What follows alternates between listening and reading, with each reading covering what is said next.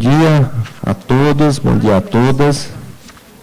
É um prazer estar aqui nessa manhã, né? Não tem permissão para estar fazendo a abertura do 16º Congresso aqui regional de reprodução humana.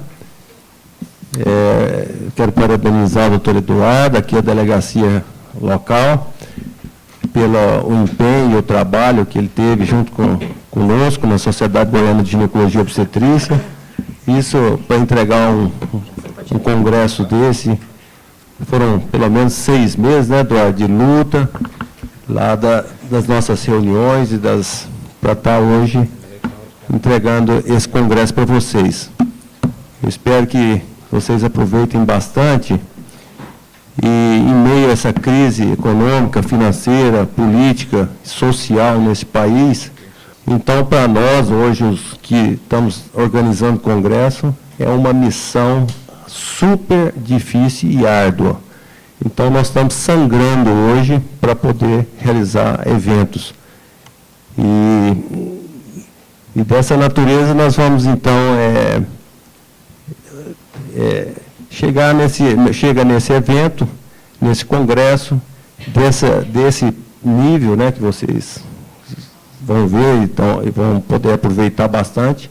E o objetivo maior, o foco maior da Sociedade de Ginecologia é o cunho científico, né? E hoje, e depois vem secundariamente defesa profissional e outras coisas. Mas lembrando que o foco maior de uma sociedade é cunho científico. Então, está aberto o 16º Congresso e espero que vocês aproveitem bem. Bem-vindos.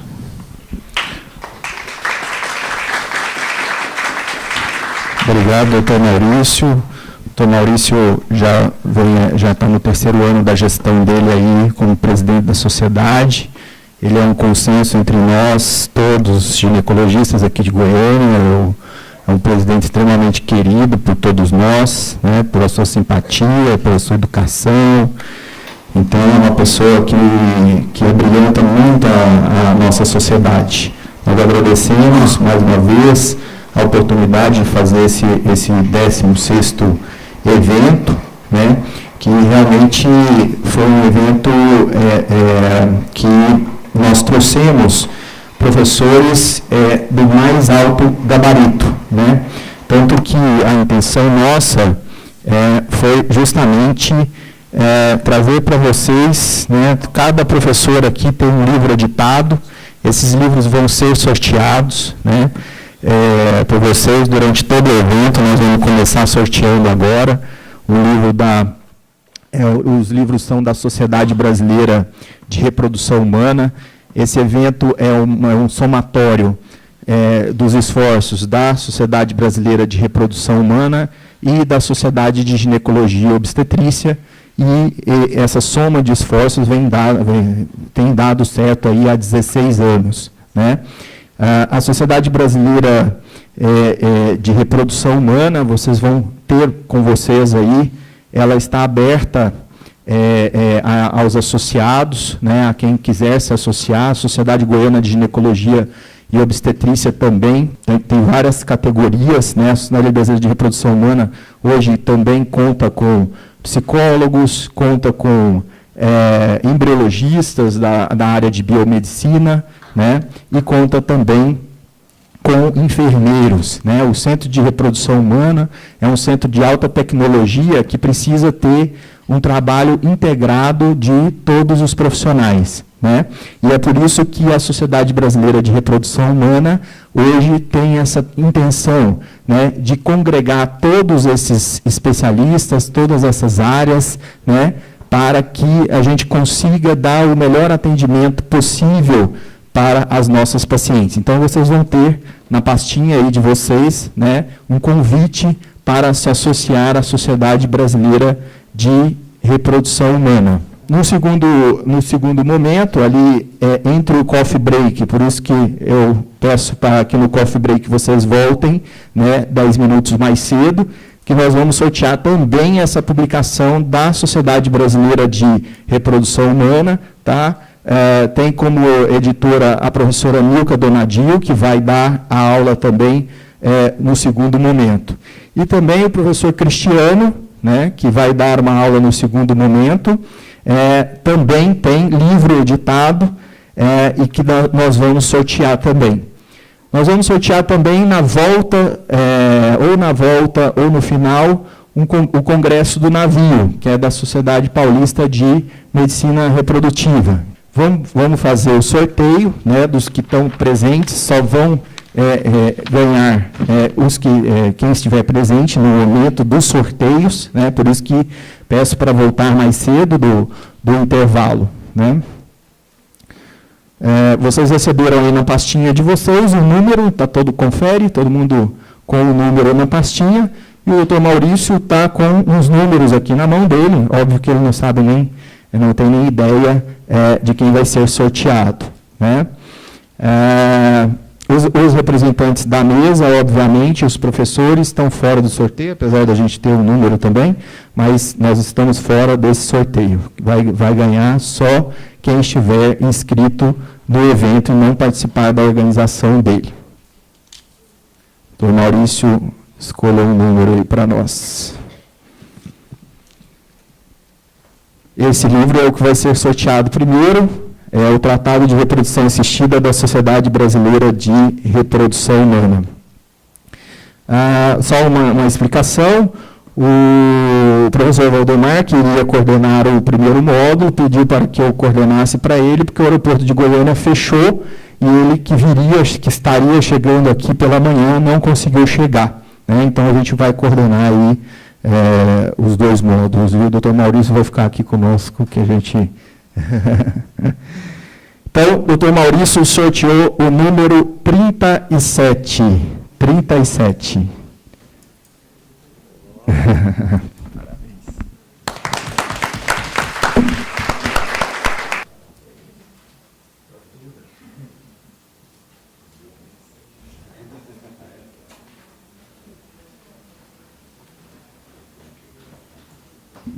Bom, dando prosseguimento, nós vamos apresentar o primeiro palestrante, é o Dr. César Augusto Cornel, mestre em princípios de cirurgia pelo Departamento de Cirurgia da Faculdade Evangélica de Medicina do Paraná, é especialista em laparoscopia e esteroscopia também, é membro efetivo da Sociedade Brasileira de Reprodução Assistida e da Sociedade Brasileira de Reprodução Humana, e é professor na disciplina de Reprodução Humana da Universidade Federal do Paraná. Possui vários trabalhos publicados na área de infertilidade conjugal e ministra palestras em congressos e encontros científicos. Doutor César, a palavra é toda sua.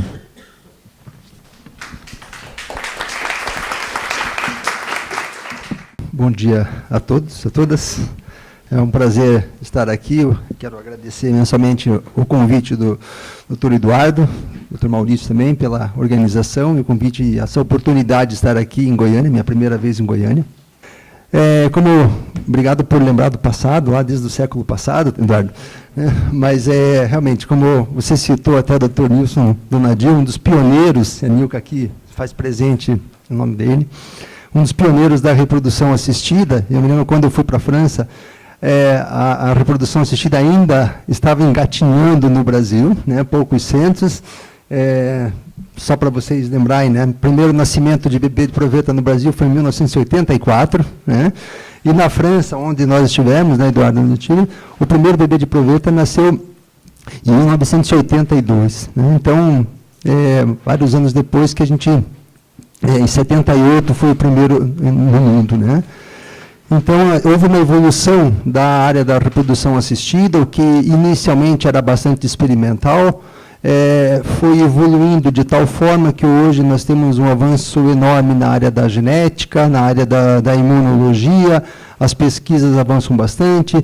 Muito importante também se discutir as questões éticas e comportamentais, e é isso aqui que eu acho que é importante da nossa aula aqui, a questão comportamental, qual que é a influência do comportamento da mulher atual. Eu estou vendo aqui na nossa plateia colegas bastante jovens, né, Maurício, bastante jovens, e isso é importante na nossa formação, e o que isso está influenciando na área da reprodução humana, né? A questão de vocês, jovens médicos, a gente vê na universidade os estudantes, residentes, com a intenção de trabalhar, de postergar bastante a gravidez, e quais são as consequências que isso está trazendo. Então, essa mudança de comportamento por causa do mercado de trabalho, a independência financeira, profissional, faz com que hoje as mulheres e os casais, né, naturalmente, mas as mulheres principalmente, estejam postergando bastante a sua gestação. E com isso, né, problemas que nas gerações passadas nós não tínhamos, em termos de infertilidade, hoje nós temos, né?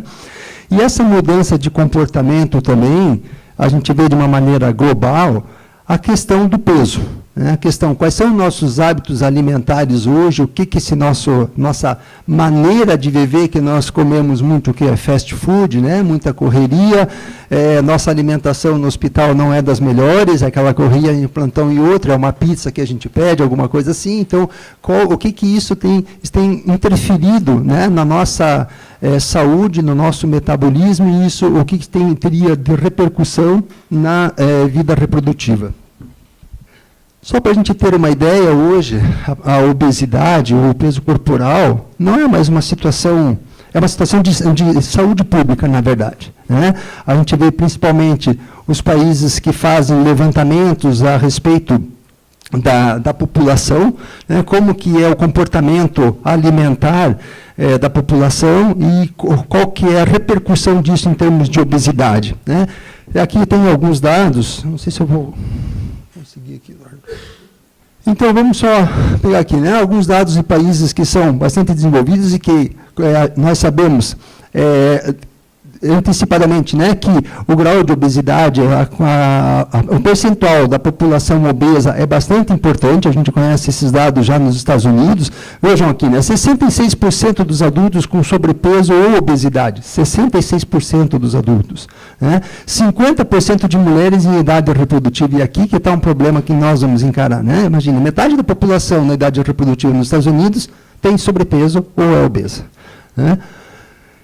17% de crianças e jovens. Então, a gente tem visto isso também no Brasil. Qual que é o nosso percentual de jovens hoje que está, né, com sobrepeso e também obesidade já? Não é só sobrepeso, já é obesidade. A gente vê nas nossas escolas, as crianças, a quantidade de crianças obesas, né, obesas mesmo e com distúrbios metabólicos, né?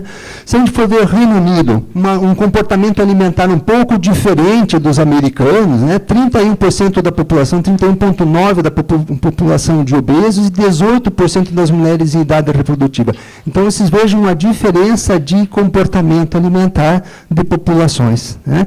E isso eu nem falei, que eu vou falar mais para frente, questão de etnia, né? A gente vê que também as populações distribuídas no mundo, em função da sua etnia, também têm maior propensão para a obesidade, né? Na Austrália, que também é um país que se comporta meio parecido às vezes com os Estados Unidos, que a maioria dos estudos que a gente vê na literatura, grande parte dos bons estudos são realizados na Austrália. Então, nós vemos que pessoas em idade reprodutiva, 22% de sobrepeso e 30% de obesos. Então, praticamente metade da população em idade reprodutiva tem sobrepeso ou obesidade. Isso é bastante importante. É interessante, no Brasil temos dados, a gente tem sim. O IBGE fez em 2015, um censo, em 82 milhões da população, 60% da população, né, com sobrepeso. Então, vejam a importância que tem a disfunção alimentar, diria, um distúrbio alimentar, né, na população. O que a gente considera, né, como que a gente poderia classificar ou dividir essa questão do sobrepeso, né? Isso aqui pela Organização Mundial de Saúde, né? Abaixo do peso, que praticamente a gente não vai discutir aqui, porque não é tanto a importância do baixo peso, que seria nos casos de anorexia, né, ou pacientes atletas, profissionais, que realmente têm um peso abaixo, uma quantidade de gordura muito baixa, de colesterol. Então, realmente existe uma interferência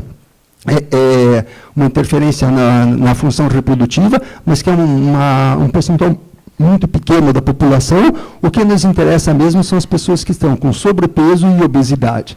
E aqui, pela Organização Mundial de Saúde, a gente pode classificar como sobrepeso, né, com índice de massa corpórea entre 25 e 29, obesidade grau 1 até 34,9, obesidade grau 2 entre 35 e 39, e obesidade, que é a obesidade mórbida, conhecida como obesidade mórbida, acima de 40, o IMC. Tá? Seria essa a classificação da Organização Mundial de Saúde. E não devemos, quando a gente vai falar de obesidade ou sobrepeso, não considerar só a questão do índice de massa corpórea, né? Mas importante também, quando a gente vai ver os distúrbios do metabolismo, é a circunferência abdominal e a distribuição da gordura, principalmente a relação cintura-quadril. Então, a gente vê que tem pacientes, tem mulheres que têm a obesidade muito mais no quadril. Essa obesidade do quadril, muitas vezes, é até uma questão hereditária, diferente da obesidade na cintura, onde tem esse tipo de gordura, a gordura na cintura, a gordura visceral, chamada gordura visceral, tem um impacto muito maior nos distúrbios metabólicos do que a gordura no quadril.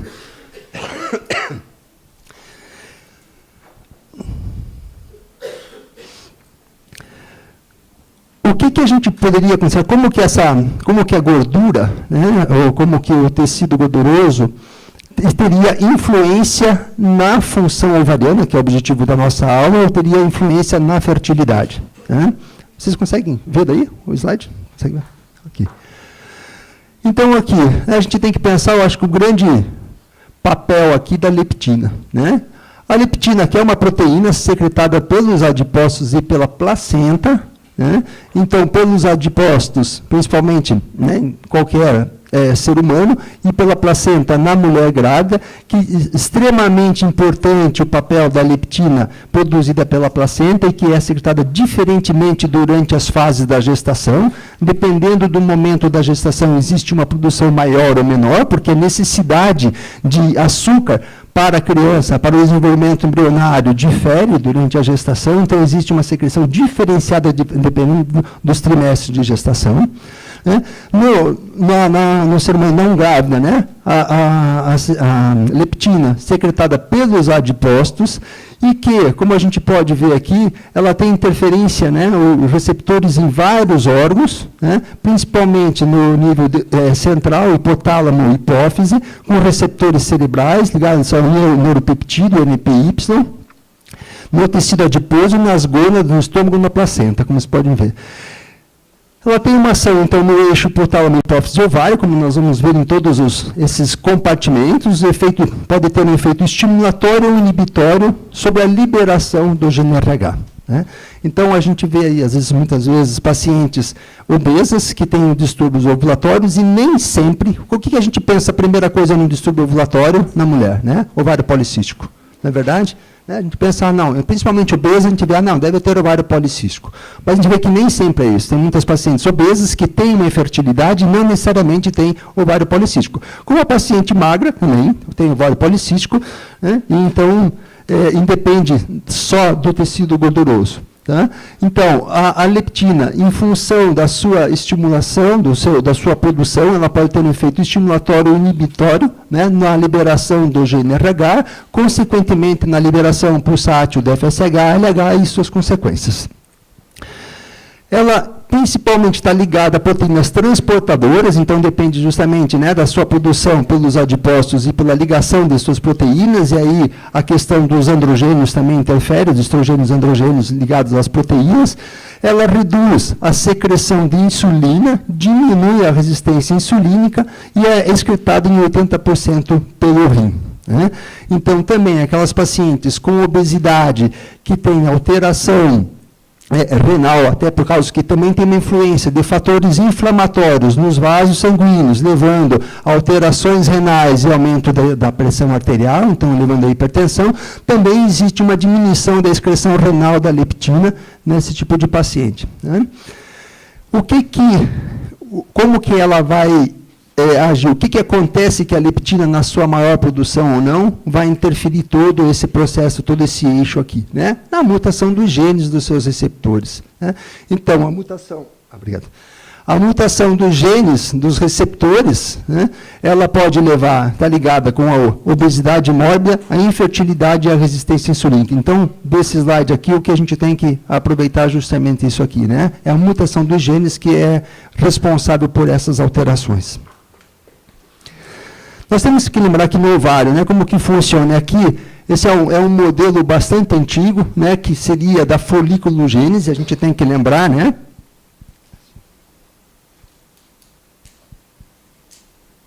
Lembrando um pouquinho lá da fisiologia, né, que por volta de 20, 22 semanas de gestação, a formação dos ovários, a migração das células germinativas formando ovário. Na mulher, aproximadamente 6 a 7 milhões de folículos são formados nesse momento no ovário. E existe um processo natural, a apoptose, que essas células vão morrendo ao decorrer de todo o período gestacional, de forma que a mulher, quando nasce, ela tem aproximadamente 1 a 2 milhões de folículos nos seus ovários, então praticamente 4, 5 milhões de folículos já entraram no processo de apoptose. Isso existe uma velocidade muito grande, que essa velocidade vai diminuindo após o nascimento e depois na menarca também vai diminuindo, né? Quando a mulher entra na puberdade, esse capital folicular que nós chamamos está em aproximadamente 450, 700 mil folículos, e toda a vida reprodutiva da mulher ela vai contar com esse capital folicular, né? Isso também é genético, tem mulheres que têm uma quantidade maior ou menor, e isso também, se não sofrer nenhuma alteração, cirurgias, endometriose, qualquer tipo de agressão ao ovário, vai diminuindo ou aumentando diminuindo o capital folicular e aumentando então a velocidade dessa perda folicular. Isso é bastante importante. E a obesidade, ela também tem interferência nesse fator, porque toda a liberação de fatores inflamatórios, como a gente vai ver dentro do folículo, né, no momento do processo de foliculogênese, da passagem dos folículos primordiais, dos folículos primários, secundários e o processo todo de ovulação, né, com o desenvolvimento folicular, depende de fatores da insulina, depende de fatores inflamatórios dentro do ovário, que na paciente obesa, mesmo que não tenha ovário policístico, né, existem esses fatores que interferem na qualidade ovocitária. Então, a produção, vou até colocar aqui, a qualidade ovocitária, que está influenciada por esses fatores inflamatórios, desde a ação em cima das células da granulosa, das células da teca e do próprio ovócito, né, na sua maturação. Todo o processo de maturação e qualidade ovocitária está influenciada pelo aumento do peso. Quando nós ligamos obesidade e função ovariana, aliás, a fertilidade, né, nós temos várias alterações. Então, a obesidade pode interferir tanto na alteração do ciclo menstrual, por causa dessa alteração do eixo, né, hipotálamo, hipófise, ovário. Existe uma alteração do ciclo, a disfunção ovulatória pela alteração do eixo e própria ovulatória, intrínseca dentro do ovário, então. A qualidade ovocitária, alteração em cima do folículo, a receptividade endometrial e também uma ligação com aumento das taxas de abortamento. Aqui eu trouxe só um trabalho que é bastante interessante, esse trabalho publicado na Fertility em 2014, né, foi um trabalho que foi feito um estudo com o líquido folicular e foi dosada a quantidade de leptina e fatores inflamatórios no líquido folicular. Então, era feita aspiração folicular e era dosada a leptina e outros fatores inflamatórios. E nesse trabalho se demonstrou justamente a presença de receptores ovarianos, né, da leptina, nas células da granulose da teca, fazendo uma redução da esteroidogênese e diminuindo também IGF-1. Tá? Então, você veja, né, tem alterações inflamatórias em todos os níveis, a gente vê alterações inflamatórias levando à produção de substâncias que são nocivas para o desenvolvimento folicular. É muito comum nós ligarmos os ovários policísticos com a síndrome metabólica, né? Nem sempre os dois andam juntos, mas existe uma associação muito frequente dessas duas entidades, porque elas levam a alterações metabólicas, consequentemente, aumento das doenças cardiovasculares, na infertilidade e alterações obstétricas. Então, a gente está falando de fertilidade, mas a gente tem que pensar a fertilidade como um todo, né? Desde o momento de engravidar até mesmo ter o filho, que é o objetivo final, é ter um filho saudável.